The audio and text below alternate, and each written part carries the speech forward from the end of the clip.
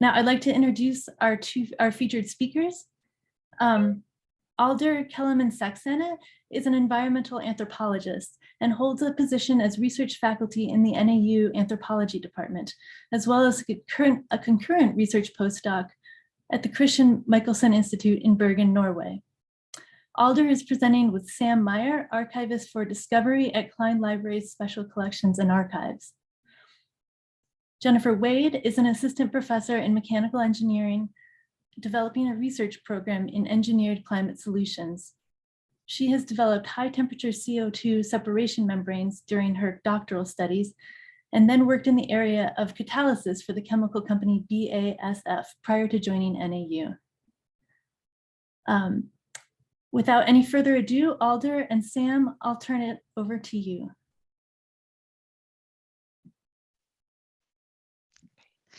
Thanks so much, Kate, and thanks also, Bruce.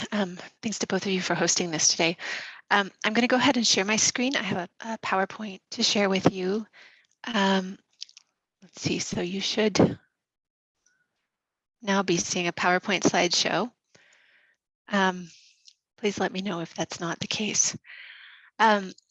So it's really an honor to be one of the inaugural fellows for this program, and I look forward to seeing it go on into an illustrious future of lots of cross-disciplinary conversation here at NAU.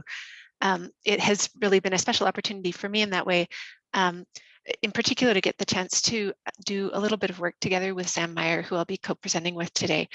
She has the wonderful title of Archivist for Discovery at Cline Library, and she co-developed the course that I'm teaching under the auspices of the fellowship with me, and has also been spending a great deal of time introducing the students in the course to archival material and archival research. So you'll hear from her a few slides on. I'm getting ahead of myself a little bit, though, so let me start by telling you what it is that I'm working on.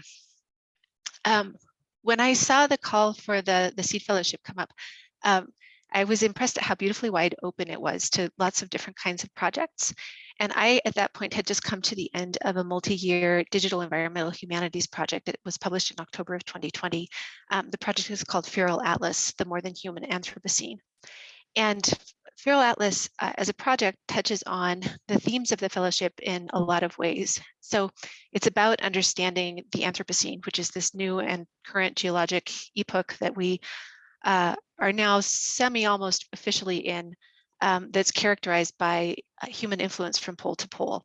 That is not only climate change, but it also includes climate change. Feral Atlas is designed for teaching. It's designed as an open access educational resource, and it's not unique, but I think special in that it tries to make some of the kinds of big scale arguments that are often made in humanities scholarship about culture, about history, and about theory in this digital format. It's also built around place-based inquiry. The heart of the project is some 80 case-based field reports, which talk about different feral processes, different sort of ecologies that are getting out of whack in the context of the Anthropocene. So it really is a project that encourages engagement with the specifics of specific places and specific cases. And last, it also has elements of design. So the project focuses on infrastructure, and I'll talk a little bit more about that. And in that sense, it's very concretely thinking about how humans live with the environment and what the larger ramifications of the ways that we choose to interact with the environment around us are. As a digital project, it also has a design aspect that's built into it that's thinking about how do we communicate knowledge? What are good ways to get people to pay attention? So to talk a little bit more about the project itself, the project tells the story of what we've termed somewhat playfully feral entities, and those are beings, both living and non-living, which act in relationship with human-built infrastructures to develop behaviors that exceed human design or human control. You can think of these as the kind of wild and wacky protagonists of the Anthropocene, the things that make ecology sort of get out of whack. So some examples of these, some that are really relatively easy to wrap your head around, fall in the category of pests and diseases or native species or introduced species. So the emerald ash borer is one of these that has been introduced to the Americas through transcontinental trade. Coffee rust fungus is another, which is exacerbated by monocrop infrastructures in coffee plantations in Central America. Carbon dioxide is another, which is pretty familiar to all of us thinking about climate change. That comes from the infrastructures that we use to burn fossil fuels for energy. Some of the other kinds of infrastructures that we think about are things that are maybe a little bit less obvious, like the anti-fouling paint that is used to seal the bottom of cruise ships. We have an entry in the project that is looking at the endocrine disrupting effects of that kind of paint on animals that live in the bays where cruise ships regularly dock in the Caribbean.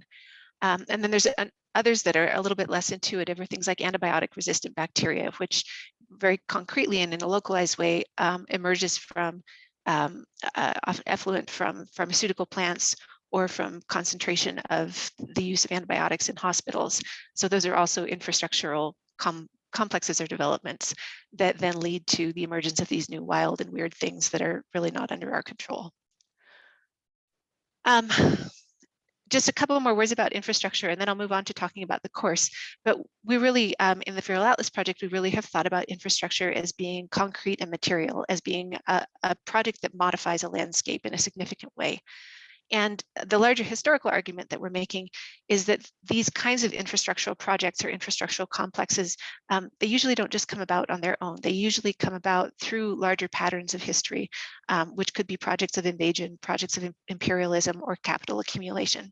So these larger processes that move power also move landscapes. So to talk for a minute about the course that I'm teaching coming out of this. The course is built around a series of questions and then a series of objectives, which I'll get into on the next slide. So the questions that we're thinking about, sort of bringing this to think about the Colorado Plateau, is first, what kinds of landscape modifications are relevant to the way that we interact with the environment here. We've started, just for ease, with 3 big ones. And as I'm watching the students start to go through developing an interest in the archival material and final projects, they're also finding other points of entry. But the 3 points of entry that we've taken are rechanneling of waterways, construction of roads, and public land management, particularly focused on forests. So we're talking about those kinds of landscape modifications, and we're asking, how do they interact with climate change, and what can we learn by historicizing these processes? So not just focusing on the last 1 or 2 decades, but thinking about how those infrastructures emerged over time and what their environmental effects might have been 100 years ago or 50 years ago. So there are 3 core objectives to the course. One is to learn, both from scholarly literature and from expertise here at NAU, about climate and infrastructure on the Colorado Plateau. The second is to try to historicize climate and infrastructure interactions through field trips and through primary research in Cline Library's archives. And then third is to prepare a series of digital final projects, which will incorporate both scholarly literature and the archival material that students have been working with. I'll say one more thing about the first of these 3 objectives, and then turn to Sam, who will talk a little bit about the second.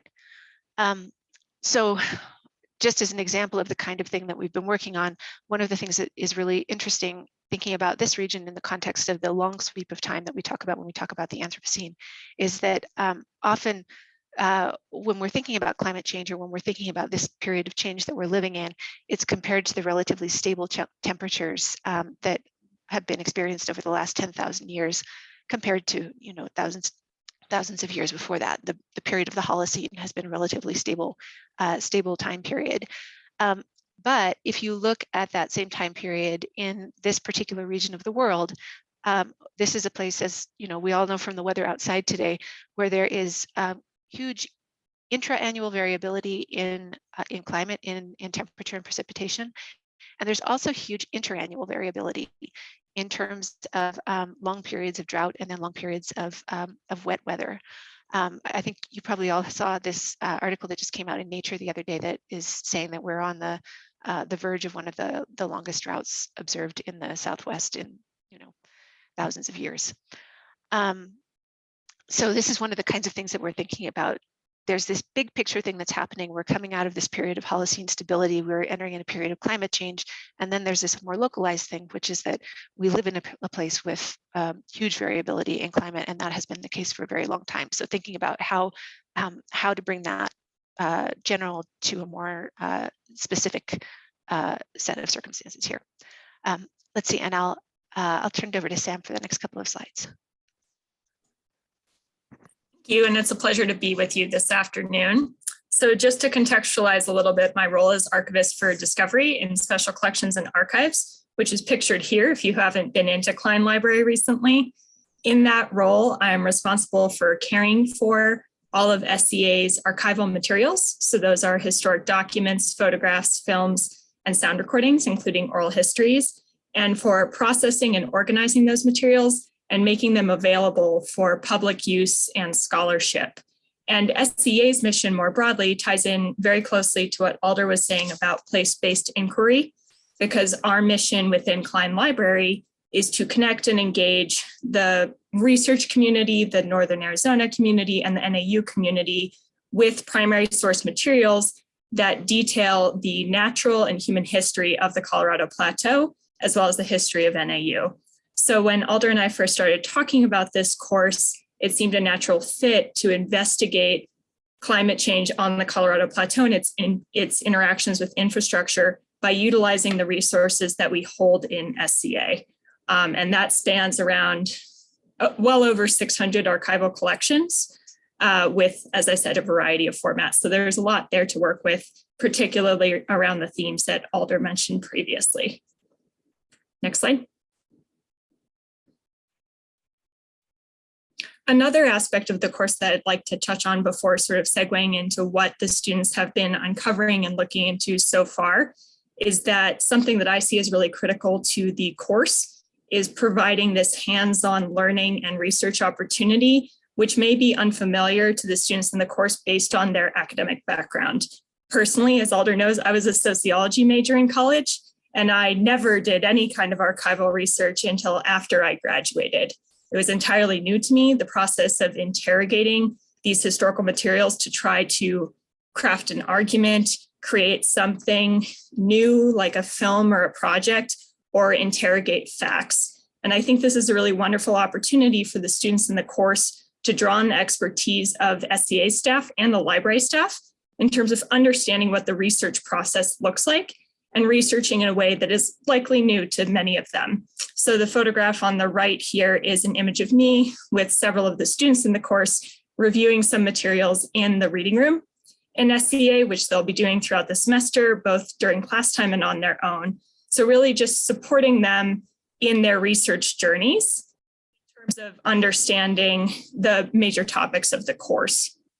And as to the major topics of the course, as Alder will speak to, from the students' perspectives, we have a lot of materials that really tie directly into the themes. So the examples I've put here are a photograph of the Glen Canyon Dam being constructed, as well as a sound recording from an event called Abby Speaks, which happened in 2004, which also pertains to the building of the Glen Canyon Dam. And these materials, as well as other materials in our holdings, speak to the ways in which human-built infrastructure, in this case a dam, have caused not only ecological impacts on the Colorado River, Grand Canyon, obviously submerging Glen Canyon, but also human impacts by bolstering tourism to the region, by supporting the river running industry, and all of these other associated social and economic impacts, not to mention, of course, supplying water to other parts of Arizona and across the Southwest. So we really have a lot of rich resources to dig into these questions in SCA. And I think we're both very excited to see what the students will come up with.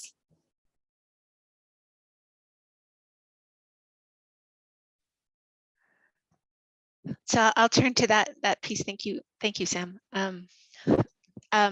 So we are in a really exciting phase. We're about a third of the way through the course at this point. So I can't tell you what the final project or the sort of findings of the combination of the scholarly and the archival work will look like.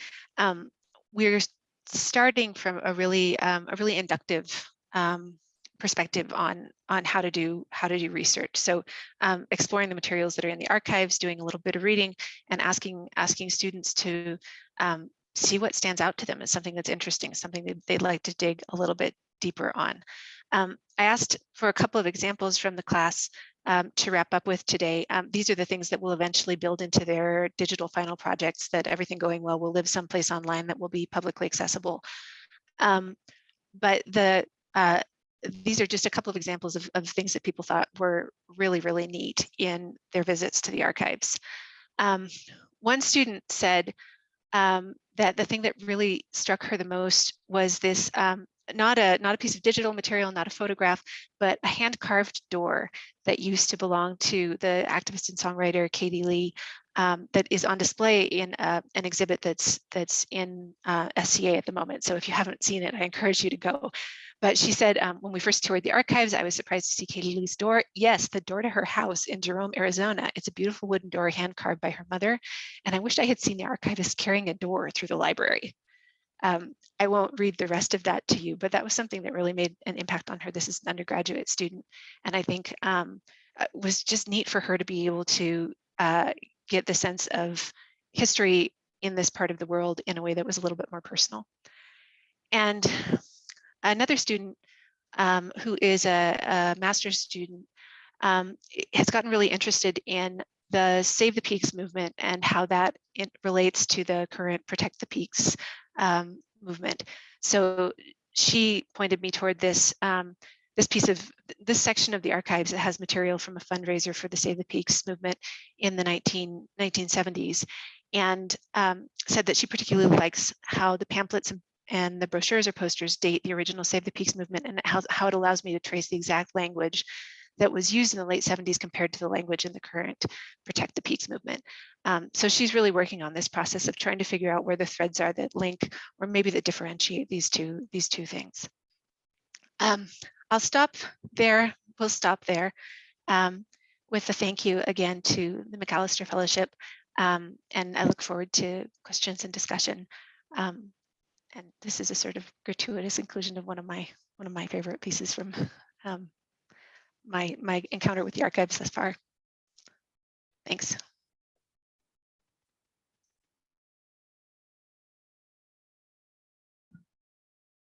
Thanks so much, Alder and Sam. That was terrific. I really look forward to the questions in the second half of the program, and I will spotlight Jennifer Wade now. Again, as a reminder, please take a moment to fill out the poll if you've joined us since the beginning, and please mute yourself until the end of the presentation and put any questions that you have in the chat. Thank you so much.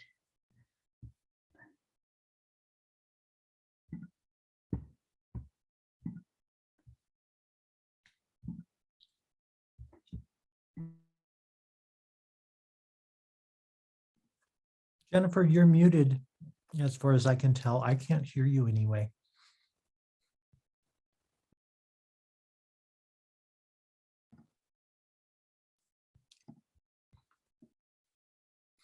Let me see if I can find the thing that says ask to unmute. All right, you guys can hear me here. There you are. Yeah. Thanks.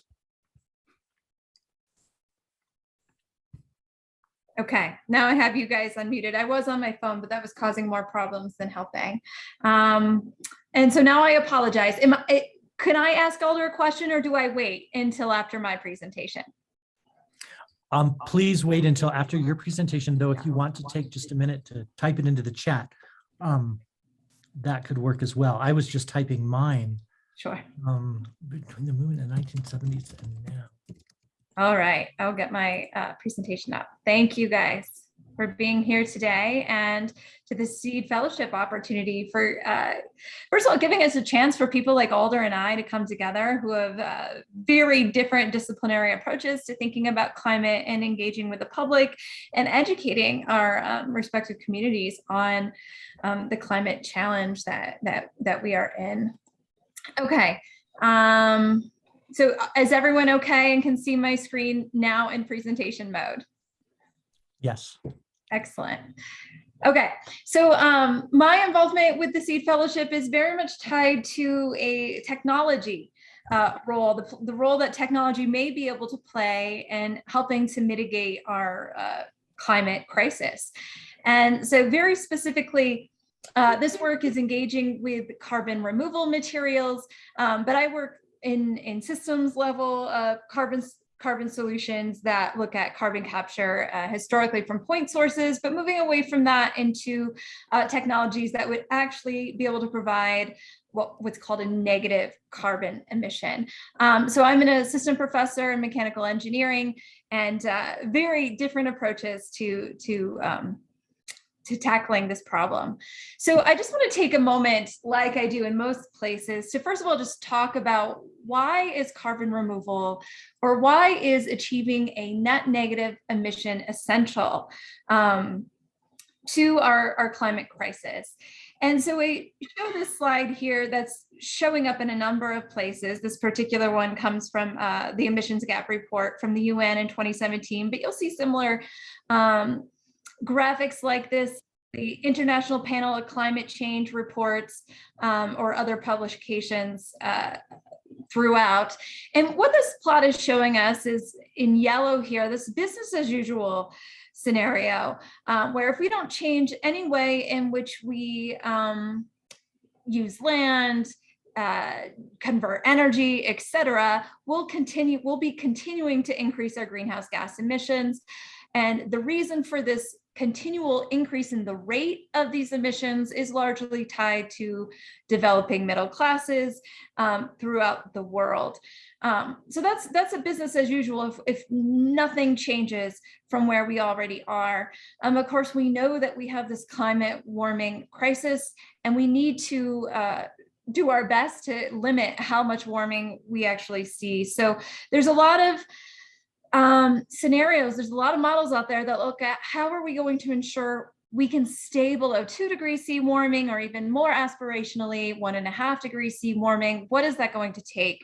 Well, it's absolutely going to take a reduction in these greenhouse gas emissions. So a reduction on our reliance of fossil fuels, both for energy conversion as well as in our industrial sectors. It's also going to need a change in the way we use our land and run our agricultural system. So you need a lot of solutions because these emissions are coming from a lot of different places. But the takeaway that I want you to hang on to in this plot is we absolutely have to reverse our emissions. But in addition to reversing, so meaning shutting down that leaky faucet of greenhouse gas emissions, we also have to remove them from the air. And the reason why we have to do that is twofold. One is it's possible and highly probable that we're going to overshoot, that we're not going to be able to reverse this as quick enough as we need. The second reason is it will be difficult to shut down all those greenhouse gas emissive pathways, either because it's too expensive, largely because it's too expensive, or because we wouldn't have the technology solutions to do so. So the work I do is very much looking at how do we get indeed a negative carbon emission, which is a carbon removal technology. So there's a lot of ways you can remove CO2. Maybe you want to look at it from the methane perspective, but there's a lot of ways to get those greenhouse gases out of the atmosphere. Some of them are natural, and that's looking at afforestation and reforestation approaches. So that's on top of avoiding future deforestation. So there's natural-based solutions. There's a lot of effort looking at, well, if we take our, biological waste, maybe we can convert that into a biochar that we then store in our soils to get a number of other really great co-benefits. And there's some other very conceptual exploratory ideas here, which is enhanced weathering our natural minerals, just enhancing a natural geological process, or maybe even more controversial, fertilizing the ocean. So we get those diatoms and all that algae or cyanobacteria activity to take up a lot more CO2.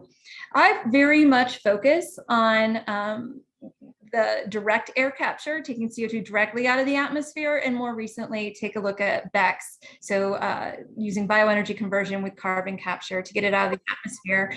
And then where it goes, that's always a very interesting question, but largely this stuff is going to have to go underground, and I'm happy to talk about that, but I do focus on these materials that capture CO2 right now from the atmosphere, and then that's frankly the easy part.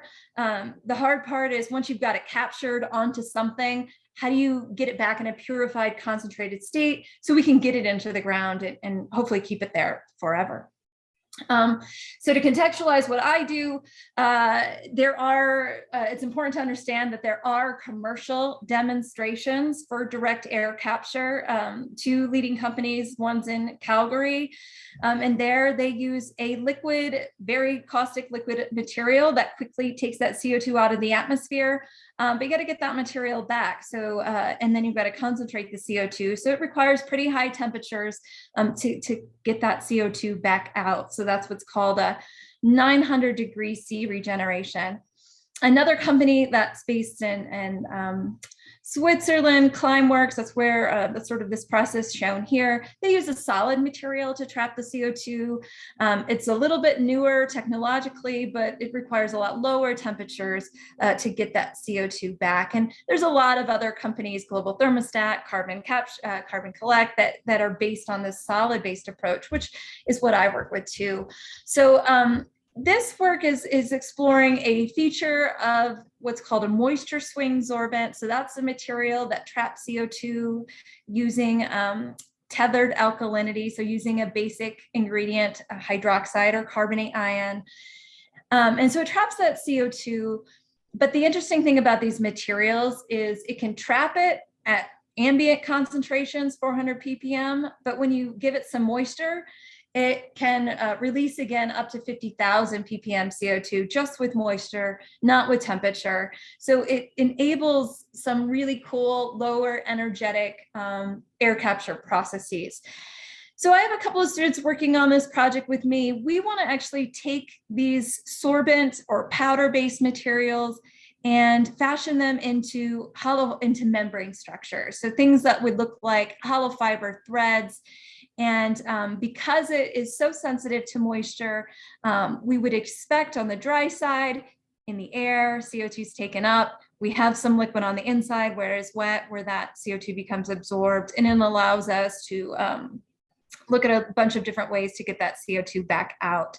When it's in a membrane form, so what that means is we have to make films of these materials, or basically films that get stretched into fibers. Then it would enable the ability of wind to just flow past these materials, which again will help improve the energetics of a direct air capture process. So materially, what we need to have happen is, like in all systems, we want fast chemistry. We want it to take the CO2 up quickly, and we want it to let go quickly. And then part of that rate is tied to the transport as well. So when carbon dioxide gets absorbed by these materials, it's transformed into charged ion species. And once they're ionic and charged, they have a whole bunch of interesting transport properties that relate to them. And I show some of the canonical constitutive relationship. J is how fast these things can move, and it's tied to their diffusivities. And an interesting way to probe this is with a technique called impedance spectroscopy. So that's largely what 2 undergraduate students that are working with me are developing, is ways to probe these materials using this electrical technique, so we understand how fast these carbon-bearing species are moving, and frankly, how they're forming or releasing based on the change in electrical properties, because we're changing the ions that are in the material as it's absorbing CO2 and letting it go. So far, my students, we have these custom-made holders that are under design. So we've created the sample holder. Now we're coming up with a smart sample chamber so we can modulate the environment. So either it looks like the air or it looks like the inside of these fibers, which would be a moister environment that would release the CO2. So that's the scope of the work that I've taken on with this CEED fellowship opportunity. In addition, we have been working on the engagement piece with our community, and here's a couple of photos from an event that we were involved with. This is the 2021 Science in the Park from this past September.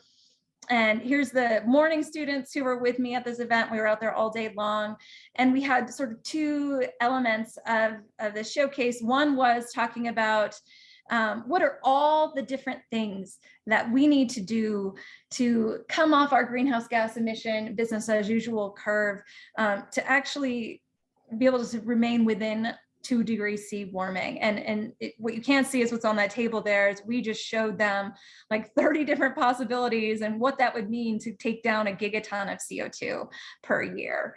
Maybe that's going to be a conservation measure, like switching from a meat-based diet to a vegetarian diet, to what would a direct air capture facility have to look like to take down a gigaton of CO2.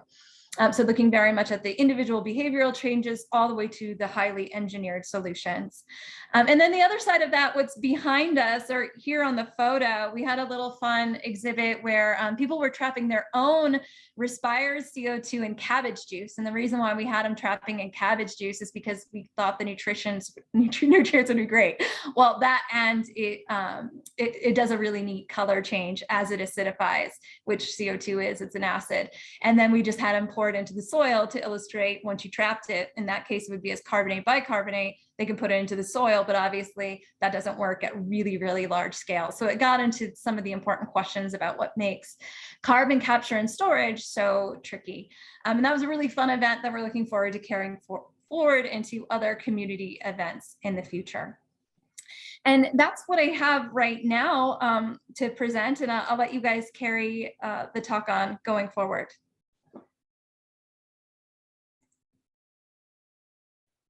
Thank you so much, Jennifer. That was really interesting, and I appreciate you sharing your progress. My plan is to pin Alder and Sam as well into the Zoom square, and I know that you prepared questions for one another to start the Q&A, and I'm looking forward to those because as you mentioned, one of the really exciting things for us in this program is just how different these approaches to climate are, but yet they speak to each other. So give me a moment to do the Zoom squares.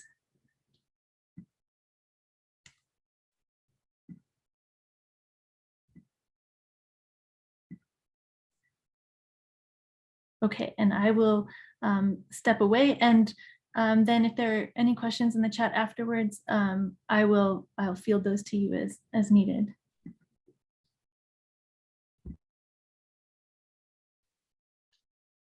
Jennifer, if you you're welcome to start with the question that you had for me, so you can have a little break from speaking for a while. Yeah, great. Yeah.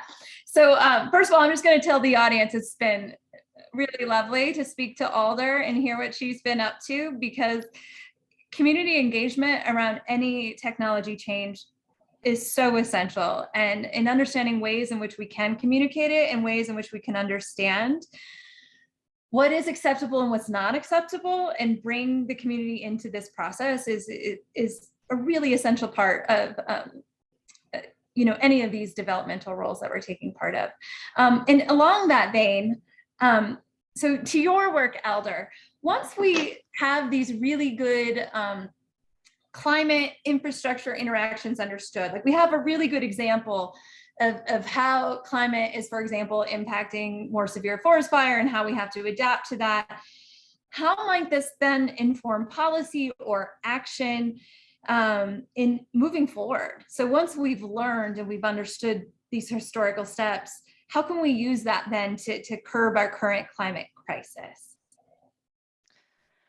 I think that's a really good question, and likewise, it's been fun to talk with you also, because I think that the project that I'm teaching from is it's more of a historical project. It's not necessarily a forward-looking one. So, sort of the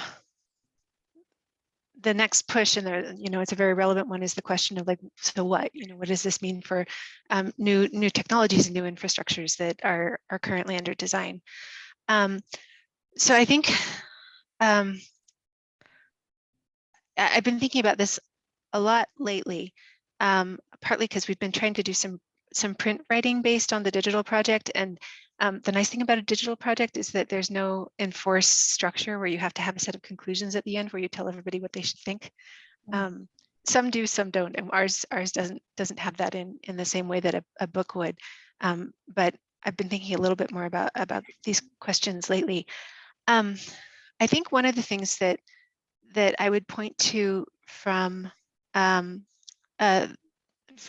work in that project, and from my sort of growing understanding of these relationships, is that there are particular kinds of infrastructural interventions that cause problems, especially when they interact with climate change. So lately, the Glen Canyon Dam has been in the media a lot. That's one that we can think about in terms of sort of the role that it plays in channeling, maybe also ameliorating, but drought, and also all of the sort of social disruptions that come along with it. And I think that the kind of two things I would come away from thinking with examples like that, come away with from thinking about examples like that, have to do with responsiveness. And I think that's responsiveness both at the level of technology and at the level of society. One of the things that I've really liked about listening to your work is there's such great potential for the kind of technology you're working with to happen at a small scale in a localized way, and in a way where people can observe it over time, and maybe stop if it looks like there's an unintended effect that is occurring in a particular place or for a particular group of people. I've been reading a little bit, and this isn't my area, but about like deep ocean churning as a way to try to capture carbon. And that sounds like the opposite end of that spectrum for me, where I read about it, I'm like, this is really scary. I don't know what's down there. I don't know if we want to bring it back up. We're worried about permafrost, and we're thinking about like bringing up the bottom of the ocean. We're worried about what might be released from permafrost, is what I should say. So it seems to me that degree of responsiveness and responsive and incremental scale is really important. The other thing that seems important is having political systems that allow people who are in direct relationship with particular landscapes to have a say in what happens in the places where they live. I think one of the examples that we've seen again and again in this Feral Atlas process is it's often people who are otherwise already marginalized who notice and suffer the effects of large-scale infrastructural interventions first, but often they don't really have a say or a way to counteract what has already started happening. So I think while there's a technological question, there's also a really pressing social question as we think about new technological interventions moving forward to help solve the problems created by climate change, of how do we ensure that there's enough voice that our social systems are responsive. Let's see, I'll take a deep breath and then I'll ask you my question. Sure. Because in some ways I think it follows on to that. I have loved hearing about the project and sort of like the steps to getting the technology to work. And as you can probably tell, some of these like deep earth things make me really nervous. Sure. Would you talk more about the underground capture of carbon that's been captured from the air, and how would that work? Yeah. So it's fair. It makes people a little uncomfortable. And so I guess I'll just be honest, why are engineers comfortable with it? There's two reasons. Well, first, let me tell you what it is first, and then I'll say why engineers are comfortable with it, but why there's good reason to be wary. First of all, what you want to is when you get it underground, typically it'll go underground two ways. One is we'll compress it to really high pressures into something that's called a supercritical fluid. And for those who've had a chemistry class, this is that state of matter where the gas and liquid phase is no longer distinguishable. And the reason why we go to, because you hit such high temperature and pressures, it sort of behaves as the same thing. There's no clear differentiation anymore between those two phases. The reason why they do that is because you can increase the density of CO2. And the reason why you want to increase the density of CO2 is, first of all, A, it's a lot easier to move in a compressed state. That's true of any fluid. But two, you just are going to be able to get a lot more in the ground in those porous volumes. So you inject it into a permeable porous layer. And so it can be injected as a supercritical fluid, like I just said. So it's where it's highly compressed. And there's a lot of examples of that.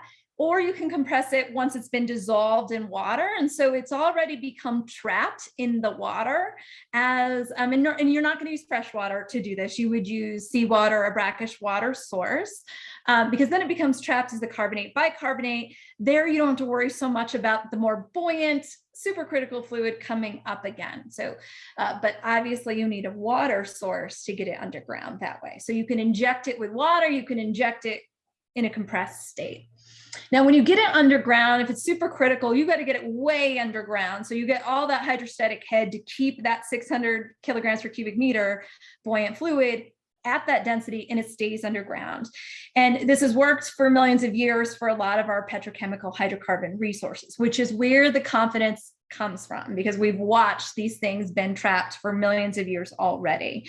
But it only works if you have good cap rock to protect it. And you never just let that be your primary trapping mechanism. There's other ways you trap it. Typically underground, there's already brine there. And so we rely on it dissolving in that liquid that's already underground. So that's called dissolution trapping. It's in porous spaces, so capillary forces really help out. And then the best case scenario is you've got natural alkalinity in the geologic formation. So it's really tied to the geochemistry. So magnesium and calcium bearing minerals can form magnesium calcium carbonates. And this is a natural geological process that also can happen underground. And that is exactly what the Carb Fix project in Iceland, they're working with Climeworks, are doing. And they also did that in the Woolola Basin up in Washington. And there's a new project doing this up in Minnesota with all the same players from those other two projects. They're going to inject it and they're going to hope that it mineralizes underground. Now, once it's trapped as a solid, we don't have much to worry about once it's already converted. But obviously you're injecting, you're increasing pressures. And so if you're increasing pressure, you got to worry about fissures in that cap rock and seismic activity. So you have to get permitted to do this all over the world. You have to be permitted to do it. And in the US, this is regulated under the EPA Safe Water Drinking Act. And you have to monitor the pressure, the seismic activity, where the CO2 plume is. All of these things have to take place. And a lot of the cost of the injection is tied to the mitigation of the risk that you could either get physical leaking, you could get seismic activity, you could maybe contaminate surface or groundwater resources. But you also, to get that permit, you have to create a state sponsored trust for future generations to continue to monitor that site. So if it stays supercritical, you have to watch it because it could always come back up. So the best injection sites are if you can actually carbonate it, but of course that causes pressure and expansion. So you got to watch out for fissures, change of pressures. You have to monitor these things until you're back to a stable state again. So that's what this would look like underground. So far, there's been over 150 CO2 injection sites around the world since the 70s. Originally driven by the oil and gas company. There's been no surface felt seismic activity, but you do hear it, you do sense it underground, those smaller seismic activities. But absolutely, that's part of the Anthropocene. For us to inject CO2 underground is very much a human intervention, but we've been, and a lot of times it's being injected where we took the hydrocarbon out.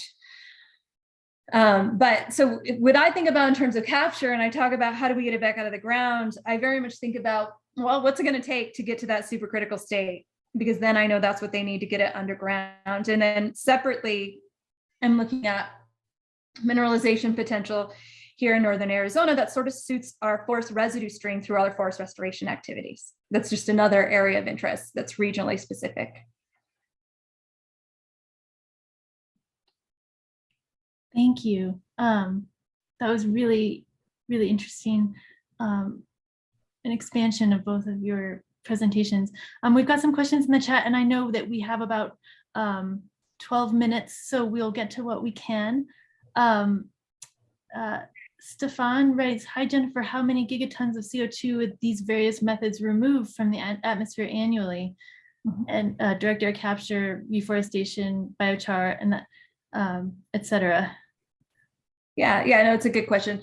So I definitely think we all want to go after the afforestation, reforestation route first, right? And what's that potential there? It's all tied to land management and being able to offset the cost of using that land differently. And I think I've looked at those studies. There's a really great report by the National Academy of Sciences. It's called Negative Emissions and Reliable Sequestration. And there they get at what's that capacity for those nature-based solutions.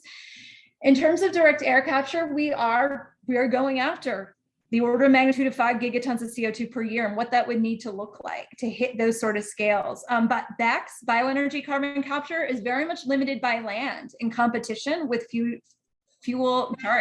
competition with food and fiber. And so there we can only get a couple of gigatons CO2 using waste biomass streams. So direct air capture is looking at 3 to 5, maybe 10 gigatons CO2 per year if that can be achieved. What we're designing right now, so I work somewhat closely to Carbon Collect because I'm working with similar materials. When we design plants, when I've been a part of those projects, it's looking at a megaton of CO2 per year. So what is that land space? What would that require? And that's often another question I get, what's the land footprint of this? And I will say the land footprint is 100% tied to the power requirement of the direct air capture facility. So we want to do all of this with solar, not with fossil. And it's going to be driven by that energy requirement, which is tied to how much power we're going to need, assuming it comes from solar or wind. But in the Southwest, it's solar. Great, thank you. Eric has a question that I will just sort of ask you, Alder, and I think this goes to maybe how you think about engagement in your pedagogy. What kind of scholarship have you seen about making, Eric writes, empathy and ethic shifts in thinking about and understanding climate change? So as an instructor and a scholar, how are you thinking about the way your students engage these questions, and what do you hope? Do you hope for any shifts there, or what are your goals around understanding and engagement? This is a really great question. And if I sat and thought about it for 2 or 3 days, I might come up with a more nuanced answer, but I'll give you what I have at the top of my head at the moment. So I was really struck by the 2018 special IPCC report that said that it came out, that we had 12 years essentially to take action to stall the worst effects of climate change. And if we miss that target, we're headed for a future that looks vastly different. Doesn't sound like we're on a great track in that regard, but that time frame was really striking to me, that because it's something you can grasp on a human scale. 12 years is more or less a time you can wrap your head around. And one of the things that I have been trying to move toward in teaching about the environment generally, also issues of environmental justice, not specifically about climate change, is to try to encourage students not to kind of fall into the mindset of thinking, oh, well, this isn't my job yet. I haven't done enough education yet. I haven't, risen far enough in my career yet. I've just got to sit back and wait for people who've been around longer than me to try to influence change. and my feeling about that is effectively we don't have the liberty of waiting that long for people who are passionate and have great ideas and are engaged to start advocating in a really serious way for a change in our systems. So I think part of what I hope we're getting at with this course, but also just more broadly, that seems really important to me in this field, is to help some of those students start to think of themselves as capable of coming up with ideas. And part of that is sort of teaching the nuts and bolts. So together with Sam, thinking about like, how do I find something that sparks my interest and follow it farther until I turn it into something that I can share with other people that will help generate knowledge. But part of that is also just building the confidence of saying, oh, I know this, I've read this, I've read this, I've read that. And actually I have something that I can carry forward that's valuable, that can help me make a difference. So maybe that's a little bit sort of Pollyanna-ish, but that's kind of how I'm thinking about that in this context. And I see that also in Jennifer's work with the students that are working together with you on new technological innovations. They must have really great sort of aha moments of, wow, I did that. Yeah, for sure. Yeah, and I love it when my students say, oh God, I thought everything was already figured out and these are just problems we have to live with. And they're like, oh, there's so much more we can keep trying. And oh, you don't know everything. Yeah, it's funny. We must teach in a way that seems, it makes me actually think of the way we teach that seems that everything's final and this is what we have to do. And watching them realize, no, we still have to sort a lot out is really great. well, that's a pretty spectacular place to end this conversation, I think. Thanks to both of you for your time and your wonderful scholarship and engagement, for sharing it with us today. I want to thank everyone for being here for this conversation and encourage you to look up and consider the CEED Fellowship or sharing with your communities. The call is now open. I'll put the link in the chat and it's open till April 1st. So we're really excited about the next round of scholarship that we can support.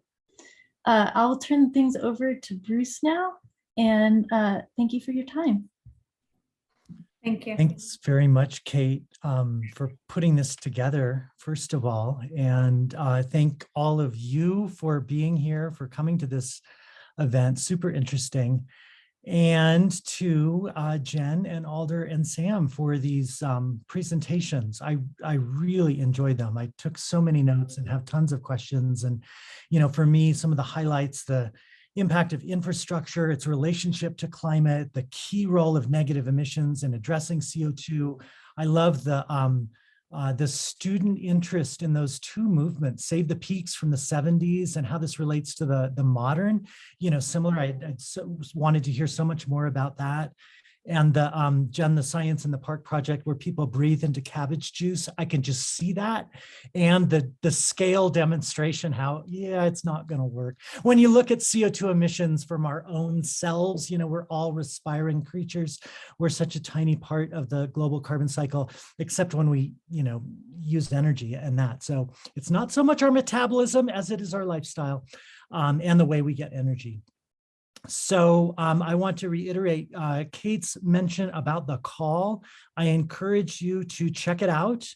And the link is there. And I can really briefly just share my screen here and show you some key highlights about the call for this year. It's underway right now. We're accepting applications. $20,000 up to that amount over 2 years for scholarship in these areas, and really looking at community needs and engaging communities in the Colorado Plateau, and with a special focus on early career scholars and from backgrounds historically underrepresented. All of those are major themes in our call this year. So you've got the link to the call in the chat. Here are some, just the highlights on it that I've showed you right now. And with that, I just want to thank you all again to our speakers and to Kate for pulling this together. This was really fun. So that's it. Enjoy the rest of your day.